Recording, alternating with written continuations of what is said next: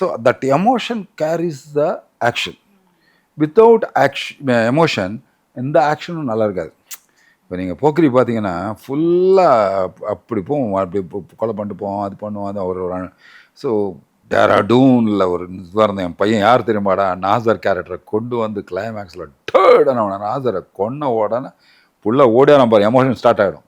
தப்பு தப்பு தப்பு தப்பு தப்பு தப்பு தப்புன்னு விஜய் ஓடி வரும்போது ஓடி வந்து அப்படியே இது பண்ணி அந்த போனத்தை கொளுத்து அப்படியே உட்காருவான்.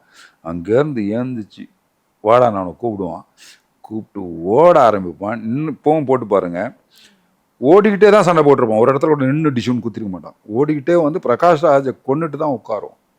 சாவடி கொல்லு கொல்லு கொல்லு. இது வந்து so what at big pictures that much of big hit. See, the gradual action is there. பொண்ணை டீஸ் பண்ணால் ஒரு இன்ஸ்பெக்டர் மூஞ்ச மூடி டம்மு டும்மு டும்னு அடிப்பான் அதே படத்தில். ஸோ அதே படத்தில் ட்ரெயினில் இது போனோம், ஒருத்தர் டுப் டப் டுப் அப்படின்னு அடிப்பான். பட் பவர்ஃபுல்லாக இருக்கும் அடி. இவன் அடிச்சா அப்படி இருக்கும், அடித்தா அந்த கம்பியை வாழையும் தலையை கொண்டு அடிச்சா டுக்குன்னு. அவனுடைய பவரை மெல்ல மெல்லமாக காட்டி கிளைமேக்ஸில் அவனை கொண்டு போய் அடியாக தருது. Grow the hero.